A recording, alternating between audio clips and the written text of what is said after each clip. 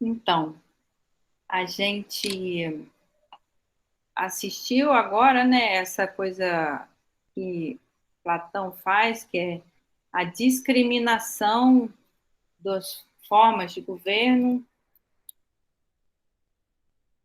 É oportuno a gente situar, né, que existem duas palavras diferentes para discriminação. É quando você critica, você separa, você analisa, e discriminação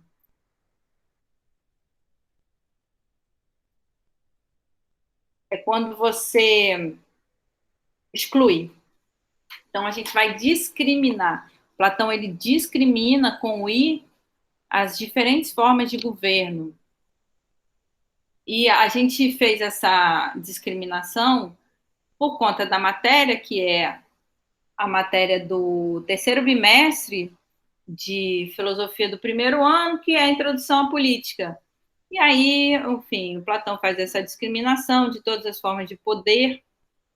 A gente fez hoje essa discriminação para conseguir pensar a amplitude da tese de Nietzsche, Friedrich Nietzsche, segundo a qual todo ser, tanto animado quanto inanimado, tanto mortal quanto imortal, todo ser é vontade de poder. É uma tese filosófica e, como toda tese filosófica, ela se pretende universal, sem exclusão. E, assim, é uma tese muito polêmica que Nietzsche desenvolveu numa obra posterior à própria vida dele, né? Uma obra póstuma, publicada póstumamente. É o último livro dele. É um calhamaço de 500 páginas, assim, é uma obra enorme. Foi traduzida no Brasil, e eu acho curioso que eu conheci o ser humano maravilhoso que traduziu, que foi o professor Sinésio, foi meu colega na UFRJ, e ele traduziu, foi a última coisa que ele fez em vida, o Sinésio, assim como foi a última coisa que o Nietzsche fez em vida, que foi a escrita dessa obra, Vontade de Poder, foi a última coisa que o Sinésio, Marcos Sinésio, fez em vida, foi traduzir a obra do Nietzsche. O Sinésio morreu já tem 10 anos, que os deuses do panteão grego o tenham, porque ele era muito fiel, né, à compreensão que trouxe os gregos sobre a existência. E aí a gente tem que pensar o seguinte: a crítica que o Matheus fez, e que eu também faço ao Nietzsche, é o seguinte: será que quando Nietzsche afirma que tudo é vontade de poder, ele não está se esquecendo daquilo que é a negação da vontade de poder? Em outras palavras, quando a gente tem, quando a gente compreende que poder e riqueza são sinônimos, a gente está olhando a obra do Nietzsche com pouca visão. Porque o seguinte, se eu falo que poder e riqueza são sinônimos, o que eu estou defendendo? Que existe só uma forma de poder, que é o poder de quem é rico. Mas e o poder de quem é pobre? Pode ser até superior. O poder de quem é pobre pode ser superior.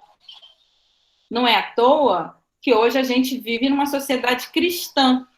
Quem foi Cristo, senão esse ser humano que fez elogio da pobreza, né, que fez elogio da necessidade da gente enfrentar aqueles que eram considerados mais fortes na época de Cristo, a partir de um elogio da fraqueza. Né? Você tem no Cristo essa compreensão. Se alguém te bate, dá a outra face. A princípio, o Nietzsche considera que essa religião, que é a cristã, ela é a decadência das teses fundamentais que estão na obra de Platão. O Nietzsche vai fazer essa aforismo, né? A gente falou sobre o modo como Nietzsche inaugura uma nova forma de fazer filosofia, que é a partir do aforismo. O que são os aforismos? São frases, muitas frases que a gente pode falar que são frases de efeito, né? Frases que só você afirmar a frase já tem, assim, uma repercussão grande. Por exemplo, o aforismo Deus está morto. Basta você afirmar Deus está morto, que imediatamente é gerada uma polêmica entre aqueles que ouvem.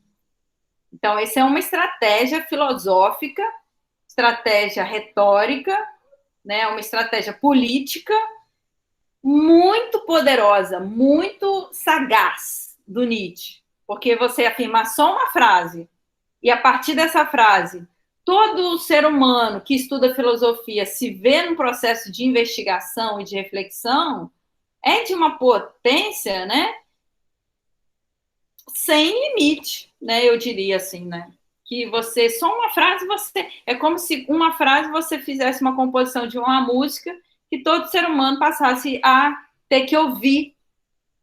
Então, olha só o poder da filosofia nas mãos de um filósofo, que se a gente for olhar com lupa, estrito senso, o Nietzsche, ele era tudo aquilo que ele critica, né? O Nietzsche era um alemão branco, mirrado, a princípio, se a gente for olhar as fotos, ele parecia super fraco, ele ficou doente, para o senso comum da época, a gente pode até criticar, falar que aquilo que os outros consideravam doença, no Nietzsche era saúde.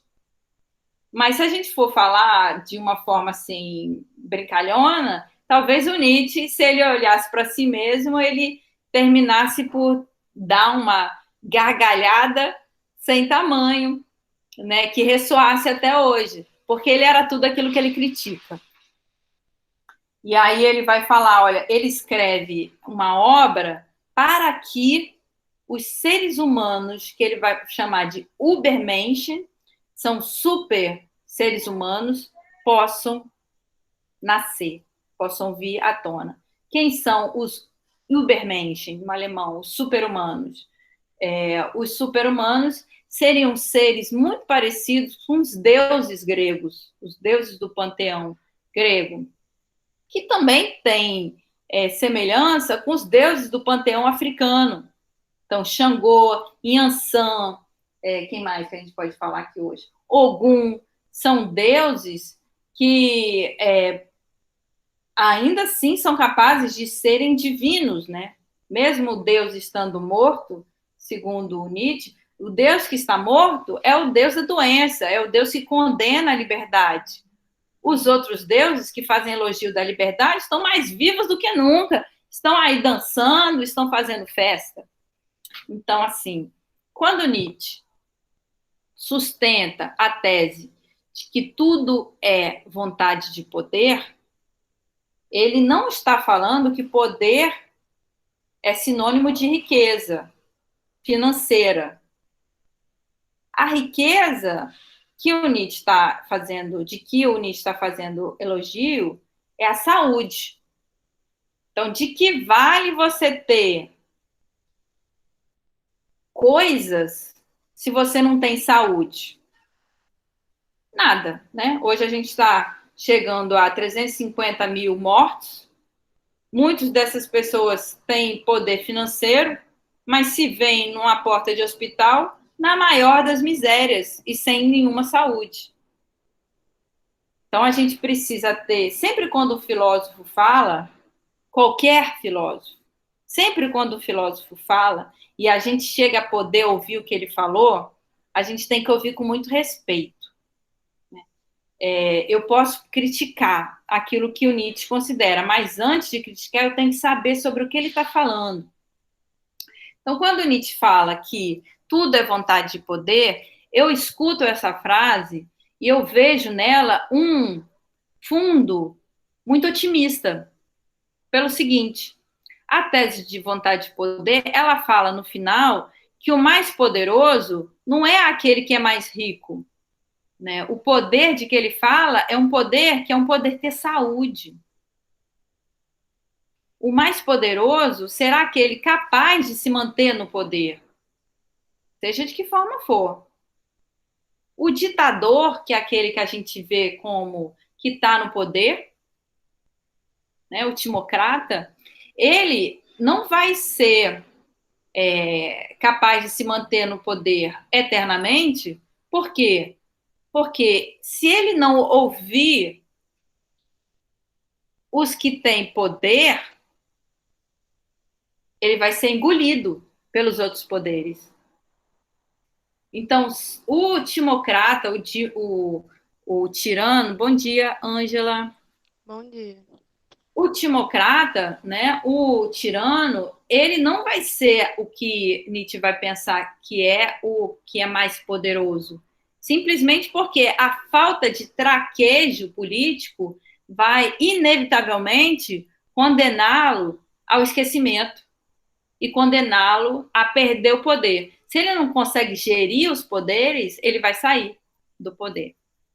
Então, a tese da vontade de poder, ela está embasada numa reflexão profunda que o Nietzsche vai trazer, extremamente radical a reflexão dele, que considera que há apenas o perspectivismo. O que é o perspectivismo? É a tese, ou mesmo uma doutrina, né, filosófica, que considera que a verdade não existe, que existem apenas perspectivas, que tudo é perspectiva. Então você tem, na verdade, é a perspectiva de quem tem mais poder é aquela que vai no final vigorar. Então, para vocês verem, por mais que o Nietzsche fosse esse branco alemão com tendência ao raquitismo, hoje a gente está falando nele. Então, de alguma forma, ele se mostrou, por conta da reflexão filosófica, mais poderoso do que todos aqueles que criticaram ele. Por conta do Nietzsche ter filosofado radicalmente, a perspectiva que ele defendia vigorou. E hoje ainda a gente pode fazer uso da retórica nietzschiana para criticar a miséria intelectual em que vive o Brasil, ou mesmo a maioria das pessoas do mundo. Então, assim, é uma tese bastante polêmica, né? É a tese de que a verdade não exista, uma tese contraditória, porque se a gente for parar para refletir racionalmente, quando a gente fala que a verdade não existe, se a gente afirma essa frase, a gente está afirmando uma frase com base na verdade, né, que é aquela velha brincadeira, digamos, filosófica. Bom, se eu afirmo que a verdade não existe, eu estou afirmando uma verdade. Então, na minha performance filosófica, eu estou sendo contraditória. Não é isso? Se eu estou afirmando que a verdade não existe, eu estou afirmando uma verdade. Que bodega dia, filósofa que eu sou, né? Se eu afirmo que a verdade não existe, e eu estou, afinal de contas, fazendo aí uma afirmação que se pretende verdadeira. Então, assim, essa brincadeira que a gente faz com o Nietzsche, né, de falar, poxa, o Nietzsche falou que Deus está morto, mas agora quem está morto mesmo é o Nietzsche. Essa brincadeira com os aforismos do Nietzsche, eles são possíveis porque, de certa forma, o que é mais importante da obra do Nietzsche é o caráter polêmico dessa obra. A palavra polêmica vem do grego polemos e quer dizer guerra. Então, polemos em grego quer dizer guerra. Quando você faz polêmica, você quer guerra. E o Nietzsche, ele quer guerra. Ele quer guerra por quê? Porque ele considera que só a guerra vai nos tornar mais fortes.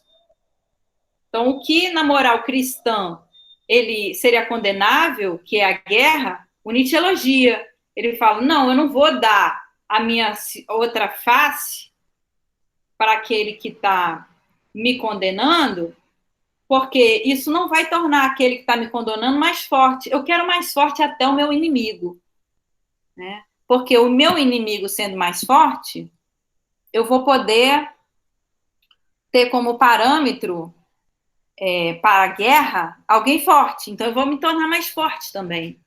Então, o Nietzsche esse é um filósofo polêmico, contraditório, performático, que faz elogio da guerra, que faz elogio da força.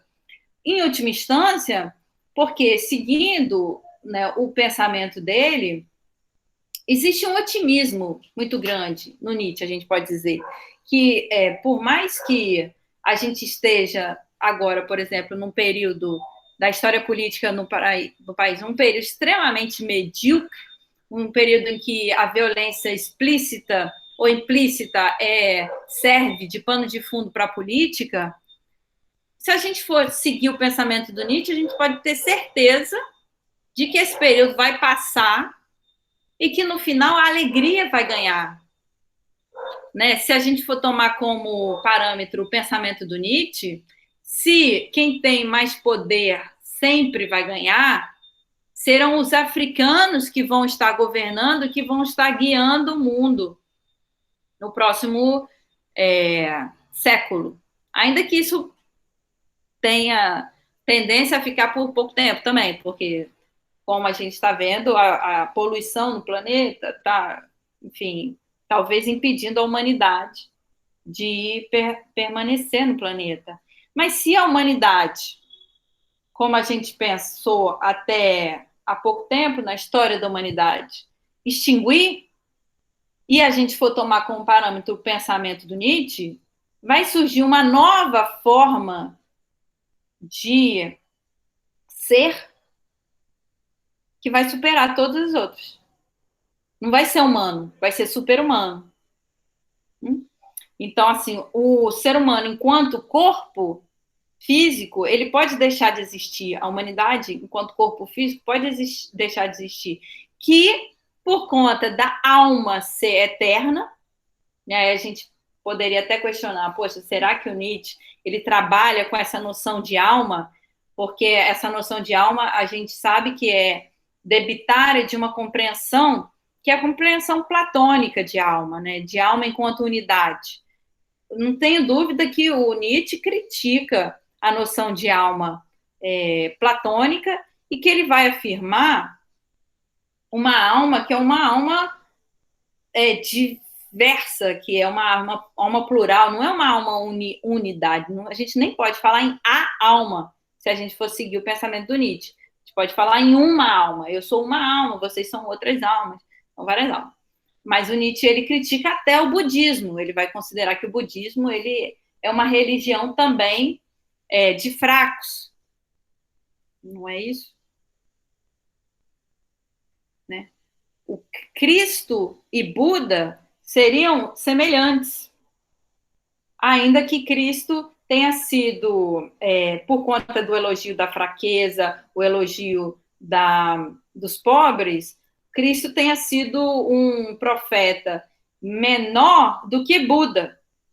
Mas Buda também seria criticado por Nietzsche por conta dessa coisa de toda religião, segundo Nietzsche, servir de máscara para a moral. Então, toda religião seria um elogio dos indivíduos inferiores versus os indivíduos superiores.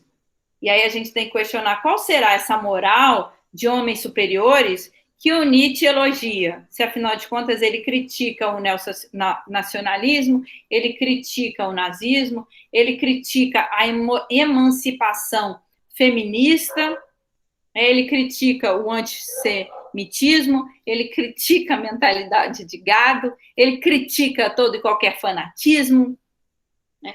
Qual é essa moral do Nietzsche, que é a moral de homens superiores? Eu tendo a pensar que essa moral de homens superiores é muito semelhante à moral que a gente compreende a partir da poesia homérica, a moral dos deuses gregos, que é uma moral extremamente problemática, né? Quando a gente tem uma figura como Zeus, que faz uso do estupro como forma de permanecer no poder, né? Porque o Zeus, apesar de ser o deus da justiça, ele na prática ele vai estuprar mortais e imortais. Quando ele não consegue seduzir uma mulher que ele deseja, ele vai lá e estupra, porque ele é Deus, ele pode fazer isso. Então, assim, eu tenho a impressão que o Nietzsche ele vai estar de acordo com essa moral, que é a moral de Zeus, a moral de Hera, mas também é a moral de Atenas, que é a deusa da sabedoria, e mais, eu tenho a impressão que o Nietzsche, de certa forma, ele nos convida a habitar num universo de perspectivas em que a gente possa ser igual aos deuses gregos, a partir do momento que a gente consiga se realizar em afinidade com aquilo que, por exemplo, é elogiado no panteão africano, que são os deuses do candomblé, os deuses africanos.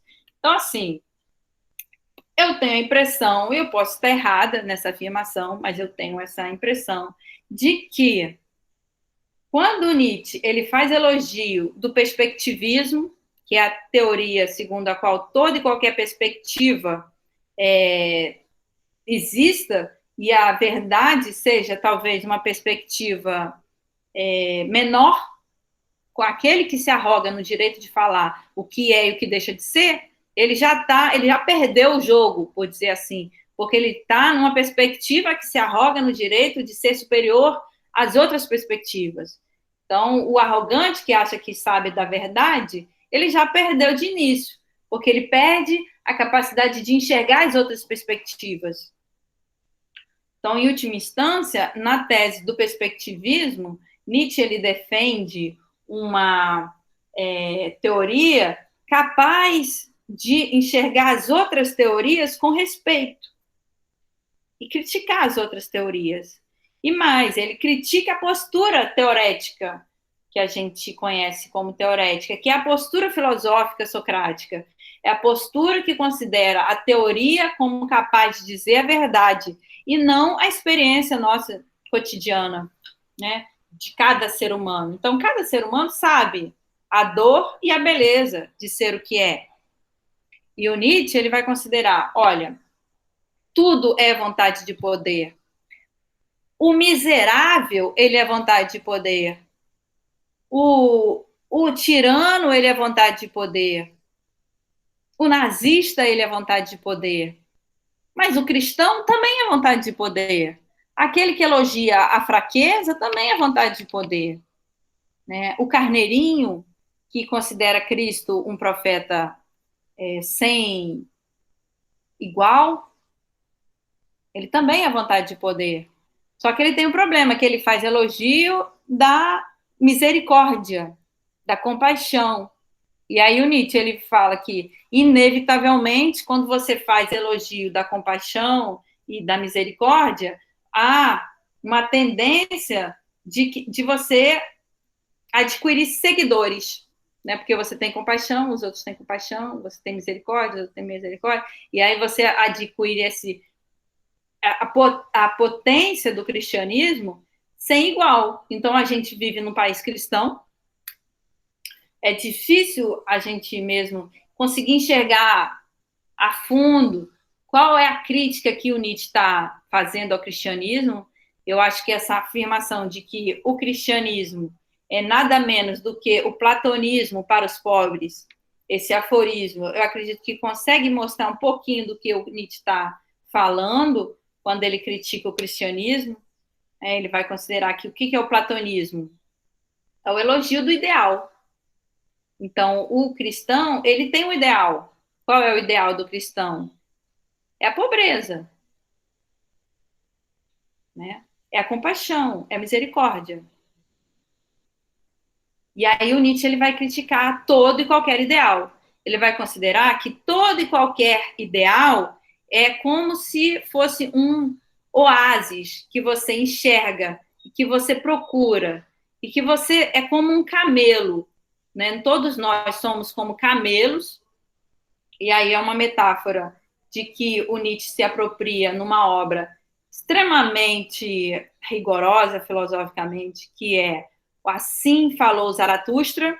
Zaratustra é poeta talvez, mas é um profeta que está na mitologia do Zoroastro. Teria um profeta assim muito mais antigo que Cristo e até acho que mais antigo do que o Buda, e que propagava a ideia dessa grande saúde. Então, lá no Zaratustra, o Nietzsche vai trazer a metáfora do camelo para dizer, talvez, o seguinte, que todos nós, na medida em que somos fruto da sociedade em que nascemos, nós temos uma tendência a nos confundir com o rebanho. E mais do que a tendência a se confundir com o rebanho, nós temos prazer com essa confusão. Então, a gente goza quando a gente está junto com outras pessoas com as quais a gente se identifica. E aí é o perigo, porque se você se conforma com esse gozo de estar no rebanho, você não consegue se ver livre. E aí o Nietzsche ele faz elogio da liberdade. Então é muito melhor você ser livre sozinho do que você ser um ser gozante no rebanho. E aí ele vai falar que todo ideal faz com que nós sejamos como camelos no deserto em busca de um oásis. E quanto mais a gente se aproxima desse oásis, dessa água, mais ele se distancia. Porque se você faz elogio do ideal, quando o ideal chega, ele não te satisfaz. E aí, o camelo que nós somos nessa sociedade miserável, quando se arroga no direito de falar o que é ideal para os outros, confirma a tese do Nietzsche, segundo a qual você vai ficar cada vez mais com mais sede, cada vez com mais sede, cada vez com mais sede, cada vez com menos satisfação, cada vez mais angustiado e cada vez mais vulnerável ao discurso do rebanho, ao discurso da manada.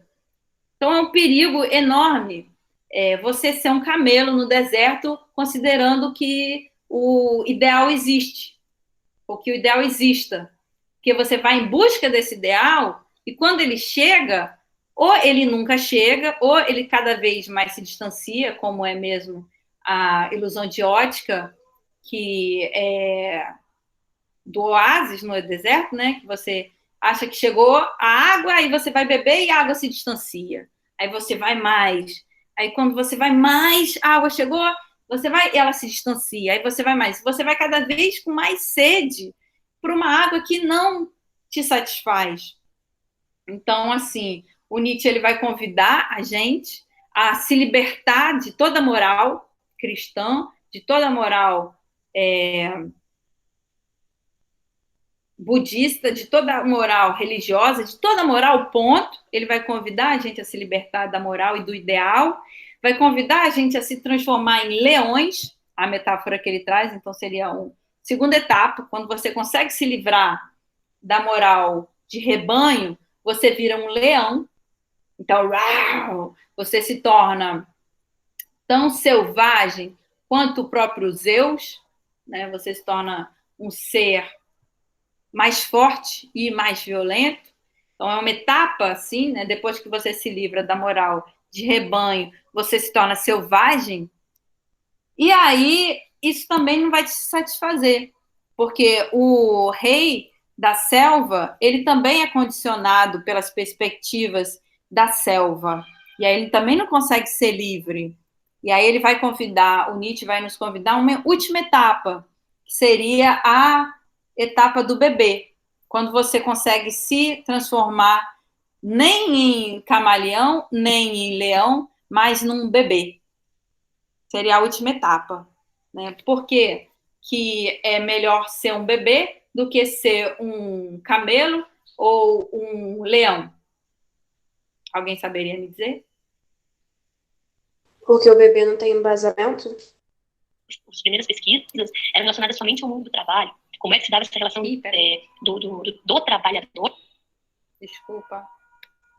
Evelyn, por favor, pode falar. Oi, professora, porque ele não tem embasamento nos assuntos, ele é inocente em questão de visões, assim, decisões? Sim, eu acho que sim, eu acho que você está certa. Obrigada pela sua fala, eu acho que sim. A inocência é mais poderosa do que a ganância e a selvageria, né? Que é aí a metáfora do camelo, ele quer um ideal e vai atrás desse ideal, e que o leão, que vive na selvageria absoluta. Então, a inocência do bebê é mais poderosa nesse âmbito da constatação de que todo ser é vontade de poder. O bebê é o mais poderoso, talvez pela inocência, justamente.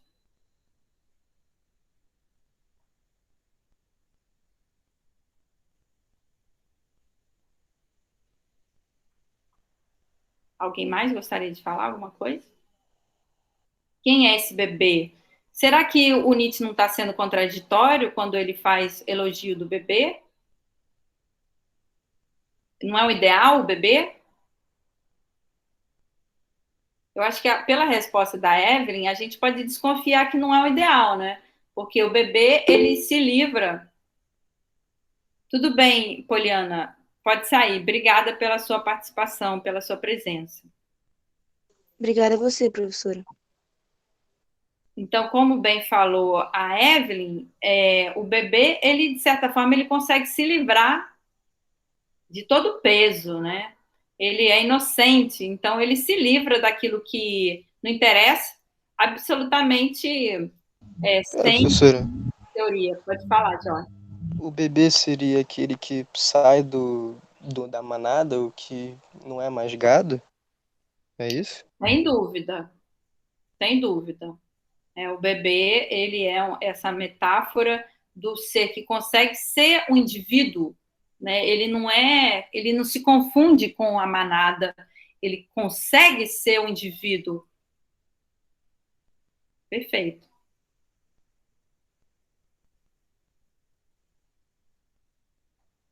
O bebê é alegre, né? Quem não se encanta com o bebê?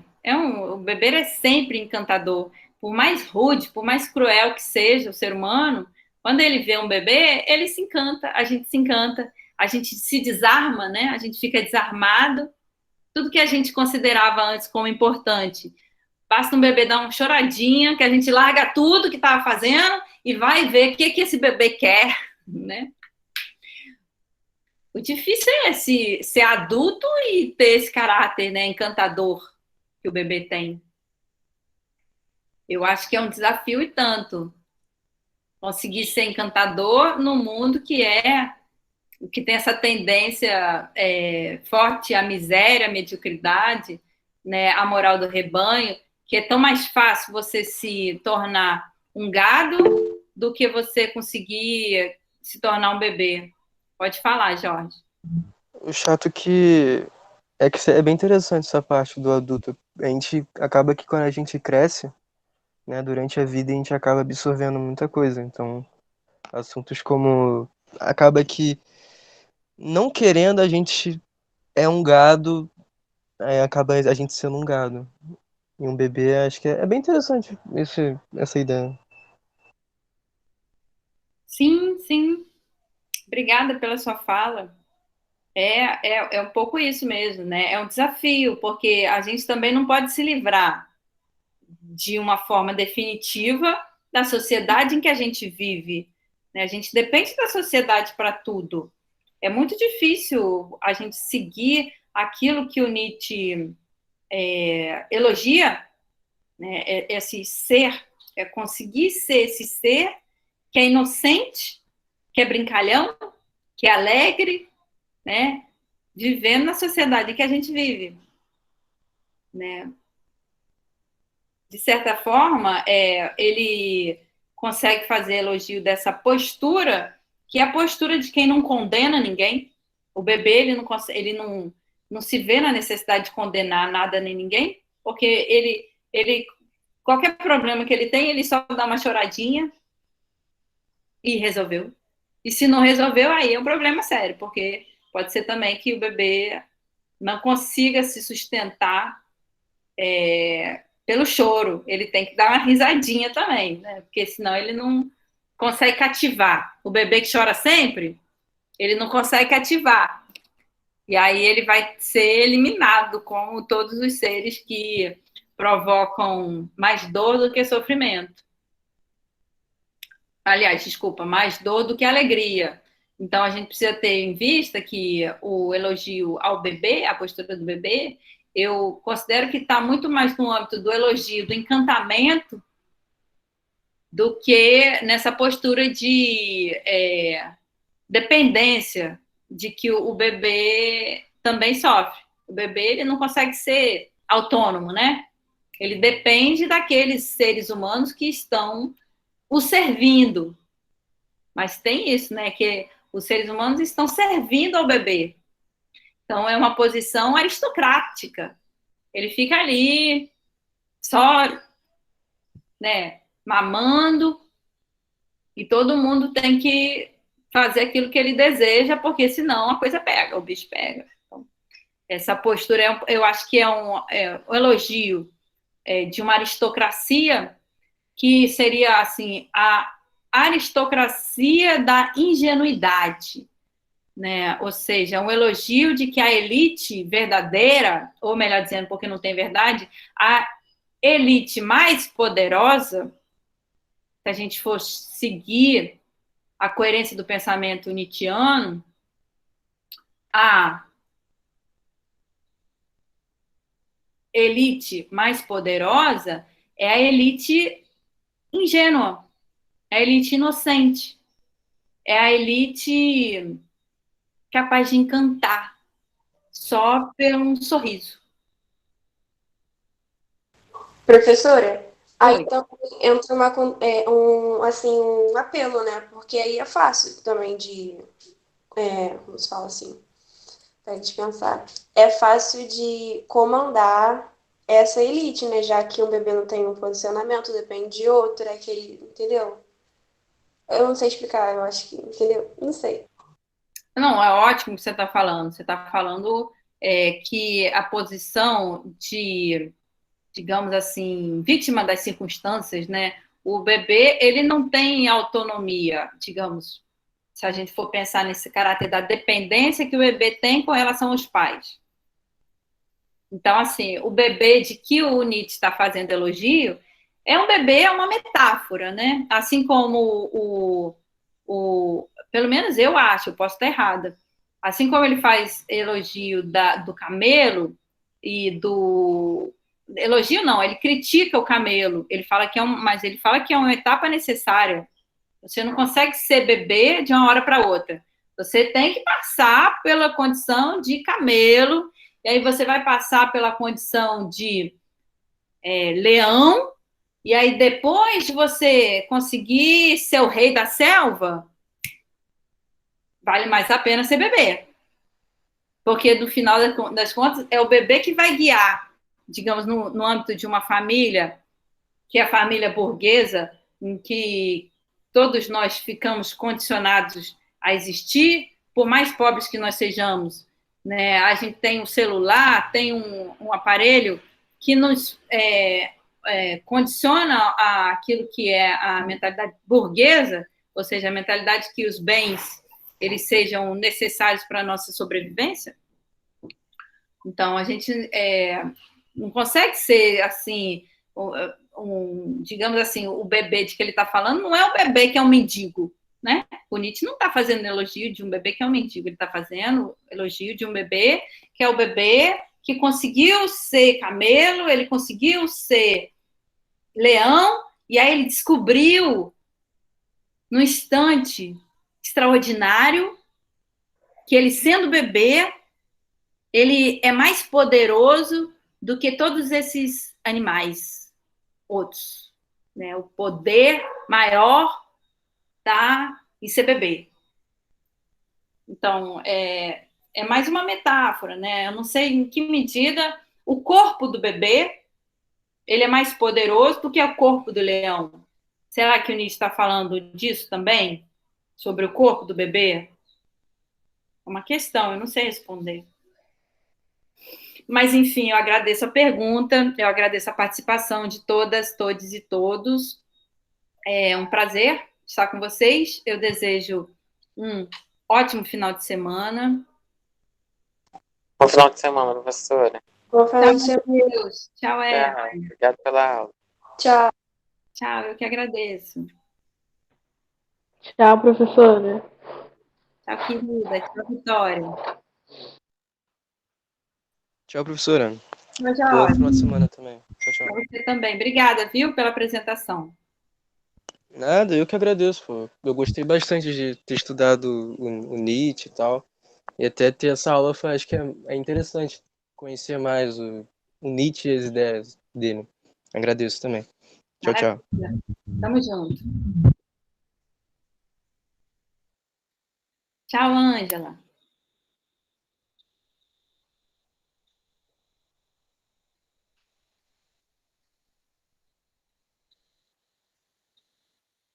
Mais um dia de aventuras de uma professora de filosofia. Beijo.